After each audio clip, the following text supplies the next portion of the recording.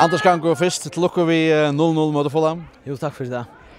Hej då räknar vi att till för att klara halta 0 i Atlanten när distan mot Fulham att man tappat 3-0 London. Öllum förum tar planer in chokara och vi visste att det var ralliator först att spela mot Fulham. Men vi tror på det, vi gör det en knallhårt arbete och jag hade det väl förtjänt att vi får via en stil. Var det bättre chatten kvalitet än för en vecka så igen att lägga bättre i London kvalitet och själva spelmässigt? Jag hade bara två duster, vi gjorde en ralliga gång insats, vi spelade earliga disciplinarer.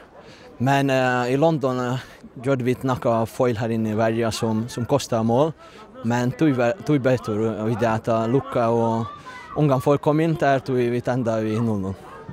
I dessen London här heter onkra goda bjärgingar. Du varst på Pjondre Ivleikjärnen och du var onkra nästan snära där i luften ett och skot och närfra. Här var inte så nekva chanser kanske. Du är kanske inte så nekva gärre kväll som för en vecka sedan. Nej, det är helt säkert att värja lucka ser väl framför mer. Sälja 17 halvlekor. Det var några arbete som mer i förra halvlekor. Men jo, da London just här var more i spel.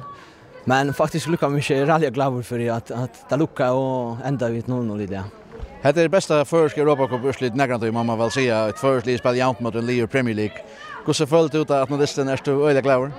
Ja, självande är öliga glavar, men självande där man inte glömma att vi kommer inte vidare, men öllum förum att han där första dus så kunde vi inte ordentligt huxa om att vi klarar att släppa vidare så vi huxa om en dust i Gentje. Lucas som NSU player gera kvar affär och det är helt fantastiskt att la lucka.